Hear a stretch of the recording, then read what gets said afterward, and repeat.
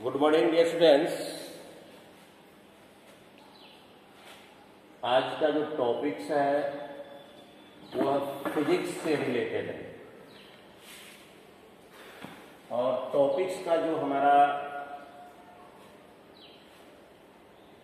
Statements है, जो questions है, जो जिसके संदर्भ में अभी हम लोग चर्चा करेंगे वह क्या है। Weight is variable at proper places in our universe. Weight जो होता है कुछ खास स्थानों पर बदल जाता है, खास स्थानों पर बदल जाता है। Weight is the variable at the proper places in our universe. हमारे ब्रह्मांड में, हमारे यूनिवर्स में एक ऑब्जेक्ट का जो वेट होगा हर ग्रह पर या हमारे पृथ्वी पर हर जगह एक समान नहीं होगा। आज हम लोग इसी पर चर्चा करेंगे। Weight is the variable at the proper places in our the universe. एक हम कोटेशन टाइप का लिखे हुए हैं, every part of the earth weight somethings. पृथ्वी का हर हिस्से का कुछ न कुछ भार होता है। पृथ्वी के हर हिस्से का कुछ न कुछ भार होता है, लेकिन but the earth as a whole weighs nothing. लेकिन पूरे पृथ्वी का भार वेटलेस होता है, नथिंग होता है, जिसको कि हम लोग भारहीनता कहते हैं, जिसको कि हम लोग भारहीनता कहते हैं। अब रहा कि वेट, आखिर वेट की जो उपलब्धि होती है वह किसके कारण होता है? Due to gravitational force. Due to gravitational force. तो ग्रेविटेशनल फोर्स के चलते ग्रेविटी एक्सीलरेशन जनरेट होता है। ग्रेविटी एक्सीलरेशन जनरेट होता है। जहां पर ग्रेविटी फोर्स नहीं है, जहां पर ग्रेविटी फोर्स नहीं है वहां पर ग्रेविटी एक्सीलरेशन जीरो हो जाएगा, तो वेट भी जीरो हो जाएगा। क्योंकि हम जानते हैं कि weight is the product of mass and the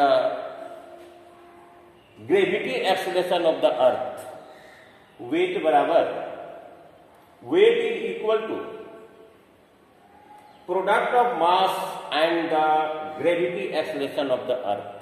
अगर ग्रेविटी जीरो है तो एक्सीलरेशन जीरो होगा, अगर ग्रेविटी कुछ है तो एक्सीलरेशन भी कुछ होगा। तो सबसे पहले हम लोग जो पिंड एक स्टेट पथ पर ट्रेवल्स करता है उसके लिए एक्सीलरेशन ए द्वारा इंडिकेट करते हैं। स्मॉल ए पॉजिटिव एक्सीलरेशन, रिटार्डेशन को माइनस ए द्वारा लिखते हैं। इसका जो एसआई यूनिट होता है, इसका जो एसआई यूनिट होता है मीटर पर सेकेंड स्क्वायर, मीटर पर सेकेंड स्क्वायर। लेकिन ग्रेविटी जो एक्सीलरेशन होता है उसको हम लोग जी द्वारा, स्मॉल जी द्वारा इंडिकेट करते हैं। लेकिन इसका भी एसआई यूनिट मीटर पर सेकेंड स्क्वायर होता है। लेकिन अब आपके मन में यह सवाल उठता होगा कि आखिर gravitation acceleration due to the gravity, acceleration is the generated due to the gravity, उसका मात्रक मीटर पर सेकेंड स्क्वायर इसमें क्यों लगा हुआ है? त्वरण का मात्रक एक लाइनर वेलोसिटी के लिए उसमें मीटर पर सेकेंड स्क्वायर ही क्यों होता है? आप पढ़ते हैं कि A बराबर वेग में परिवर्तन, A बराबर change of the velocity by taken time, by taken time, by taken time. Rate of change of the velocity called the acceleration. हम लोग यहां पर G द्वारा डिनोट करेंगे। तो ट्रायंगल V का मतलब हुआ वेग में परिवर्तन, ट्रायंगल T मतलब हुआ कितना समय टेकिंग किया, इनिशियल टाइम कितना था और फाइनली टाइम कितना, टाइम ड्यूरेशन उसको लगा। तो v का जो एसआई मात्रक होता है मीटर पर सेकेंड और समय का जो मात्रक होता है वह इंटरनेशनल सिस्टम में सेकेंड होता है। तो मीटर पर सेकेंड, इसको डिवाइड कीजिए s से, तो मीटर पर सेकेंड गुना 1/सेकेंड बराबर मीटर पर सेकेंड स्क्वायर, सेकेंड गुना सेकेंड मीटर पर सेकेंड स्क्वायर। अब आप लोग समझ गए होंगे कि एक्सेलरेशन का जो इंटरनेशनल सिस्टम में जो यूनिट होता है मीटर पर सेकेंड स्क्वायर होता है। आप लोगों ने तोते की तरह रटता तो जरूर होगा, लेकिन इस पर कभी आपने ध्यान नहीं दिया होगा कि आखिर त्वरण का एसआई मात्रक मीटर पर सेकेंड स्क्वायर क्यों होता है। अगर हम सुदूरवर्ती इंटीरियर एरिया में स्पेस में चले जाएं, इंटीरियर एरिया स्पेस में हम चले जाएं, पृथ्वी का ग्रेविटेशन फोर्स जीरो हो जाएगा। और जब ग्रेविटेशन फोर्स जीरो हो जाएगा तो एक्सलेशन भी जीरो हो जाएगा, भार भी शून्य हो जाएगा। तो हम अपने आप को भारहीन फीलिंग करेंगे, जिसको कि हम लोग वेटलेस कहते हैं, जिसको कि हम लोग वेटलेस कहते हैं।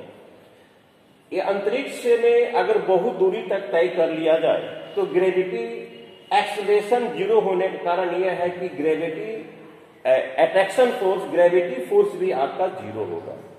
तो ये जो वेट होता है ये खास जगहों पर खास होता है।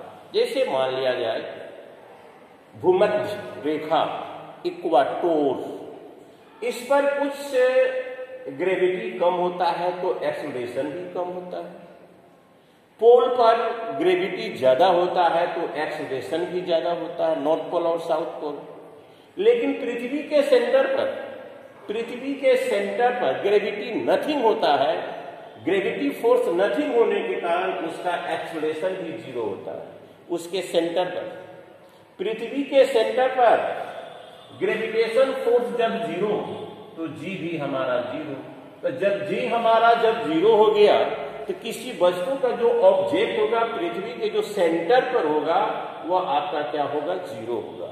उसी को कोटेशन में लिखे, every part of the earth weight somethings. पृथ्वी के हर पार्ट का कुछ न कुछ वजन होता है, लेकिन but the earth as a whole weight nothing. जब ग्रेविटेशन नहीं है, ग्रेविटेशन फोर्स नहीं है तो एक्सेलरेशन जीरो होगा। जैसे पृथ्वी किसी ऑब्जेक्ट को अट्रैक्ट कर रही है तो अट्रैक्ट कर रही है, कितने देर में अट्रैक्ट की ग्राउंड पर आया, कितना समय लगा और कितना डिस्टेंस हुआ ट्रेवल्स किया, टेकन टाइम से डिवाइड हम करते हैं, चूंकि change of the velocity by the taken time, by taken time, तो आपका आएगा मीटर पर सेकेंड स्क्वायर, मीटर पर सेकेंड स्क्वायर। जनरली इसका वैल्यू हम मानते हैं 9.8 मीटर पर सेकेंड स्क्वायर। जनरली इसका हम लोग वैल्यू लेते हैं 9.8 मीटर पर सेकेंड स्क्वायर। जबकि विषुवत रेखा पर, इक्वाटोर पर, भूमध्य रेखा पर कुछ कम होता है और पोल पर, north pole and south pole पर ज्यादा होता है। ग्रेविटेशन फोर्स सेंटर पर ग्रेविटी जीरो होने के कारण इसका वेट भी जीरो माना जाता है। तो ग्रेविटी फोर्स जो होता है इसका बहुत बड़ा मूल्यांकन है। आप जमीन पर चलते हैं तो हम पृथ्वी हमारे तलवा को हम जो फोर्स लगाते हैं वो भी एक ग्रेविटी फोर्स लगाती है। एक्शन और रिएक्शन होता है, लेकिन उसका दिशा, डायरेक्शन अपोजिट क्वांटिटी में सेम। न्यूटन ने अपने थर्ड लॉ में कहा था action and the reaction are same quantity but their direction are opposite. लेकिन उसके डायरेक्शन क्या होते हैं, अपोजिट होते हैं। एक टेबल पर किताब रखिए, किताब एक्शन लगाता है, टेबल अपवर्ड में रिएक्शन लगाता है। क्रिया और प्रतिक्रिया बराबर होती है और विपरीत दिशाओं में होती है। क्रिया और प्रतिक्रिया बराबर और विपरीत दिशाओं में होती है। तो जैसे मान लिया जाए अगर हम सूर्य की बात करते हैं तो सूर्य का जो ग्रेविटेशन फोर्स होता है पृथ्वी के ग्रेविटेशन फोर्स से 28 टाइम्स अधिक होता है। अगर किसी वस्तु का वेट पृथ्वी पर 1 न्यूटन है तो ये सन पर हो जाएगा 28 टाइम्स ज्यादा, 28 गुना 1 बराबर 28 न्यूटन हो जाएगा। अगर हम चंद्रमा की बात करते हैं मून पर, इसी ऑब्जेक्ट का वेट कितना हो जाएगा, 1/6 न्यूटन हो जाएगा, 1/6 न्यूटन। चूंकि चंद्रमा का जो ग्रेविटेशन फोर्स होता है पृथ्वी के ग्रेविटेशन फोर्स का 1/6 टाइम्स होता है, 1/6 टाइम्स होता है। तो डियर स्टूडेंट्स, भार आखिर होता है क्यों? भार आखिर होता है क्यों? Due to the gravity force of the earth. और जब ग्रेविटी फोर्स रहेगा तभी ग्रेविटी एक्सेलरेशन उत्पन्न होगा। ग्रेविटी फोर्स नहीं रहेगा, एक्सेलरेशन नहीं उत्पन्न होगा। कोई ऑब्जेक्ट चल रहा है, उसके ट्रेवल्स डायरेक्शन में अगर पीछे से फोर्स लगाते हैं तो निश्चित रूप है कि उसका वेलोसिटी में चेंजिंग आएगा, उसके वेलोसिटी में चेंजिंग। अब बल लगाइएगा ही नहीं तो यूनिफॉर्म वेग से चलेगा, रुक भी सकता है ड्यू टू फ्रिक्शन फोर्स के चलते। ठीक उसी प्रकार पृथ्वी में जहां पर ग्रेविटेशन फोर्स, अंतरिक्ष में जहां पर ग्रेविटेशन फोर्स कम है तो एक्सेलरेशन कम होगा, ग्रेविटेशन फोर्स ज्यादा है तो ग्रेविटी एक्सेलरेशन ज्यादा होगा। टुंड्रा पर कुछ, पोल पर कुछ ज्यादा होता है, इक्वाटोर पर कम होता है। जनरली इसको 9.8 मीटर पर सेकंड स्क्वायर हम लोग मानते हैं।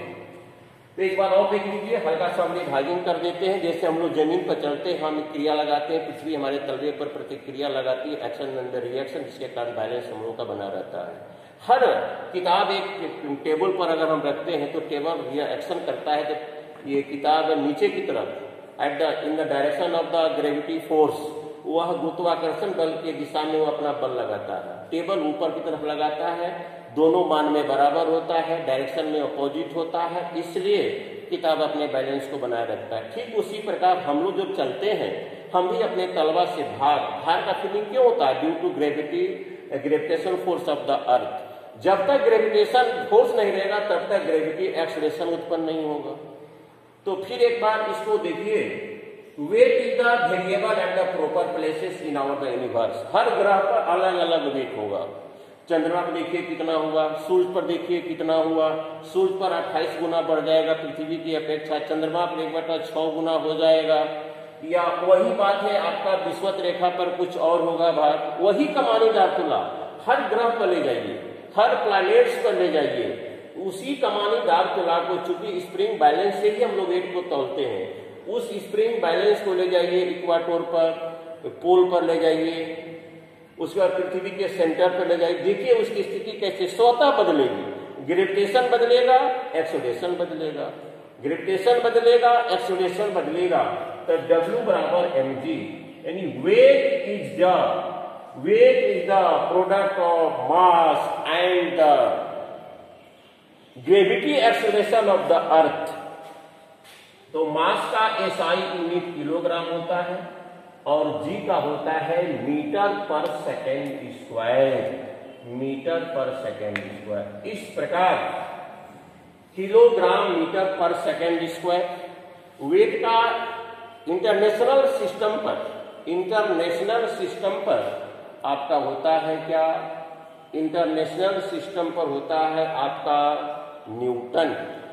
SI यूनिट न्यूटन होता है, 1 न्यूटन। तो डिफाइन द 1 न्यूटन, आप लोग इससे संदर्भ में पहले पढ़े हुए हैं। इस प्रकार से आज का जो हमारा टॉपिक्स है, इस प्रकार जो हमारा आज का टॉपिक्स है कि टॉपिक्स का जो हमारा जो ये शीर्षक था वह था weight is the variable at the proper places in our universe due to the gravity acceleration of the earth, due to the gravity acceleration of the any planets. तो चूंकि पृथ्वी पर हर जगह ग्रेविटी एक्सेलरेशन एक समान नहीं है, क्योंकि ग्रेविटेशन फोर्स एक समान नहीं है। अंतरिक्ष में काफी दूर पर चले जाइए, अंतरिक्ष में काफी दूर चले जाइए, मतलब इंटीरियर एरिया में चले जाइए, वहां पर ग्रेविटी फोर्स जब काम नहीं करेगा तो ग्रेविटी एक्सेलरेशन भी काम नहीं करेगा। वहां पर स्प्रिंग बैलेंस उसी ऑब्जेक्ट का वेट 0 दिखाएगा। Every part of the earth, every part of the earth, every part of the earth weighs some things, but the earth as a whole weighs nothing। कहने का मतलब है अर्थात पृथ्वी के हर हिस्से का भार होता है, परंतु पूरी पृथ्वी भारहीन होती है। पृथ्वी के हर हिस्से का भार होता है, परंतु पूरी पृथ्वी भारहीन होती है। तो डियर स्टूडेंट्स, आज का टॉपिक हमारा अप टू डेट हुआ और फिर कभी इसको नेक्स्ट डे आगे की तरफ बढ़ाया जाएगा। Thank you very much.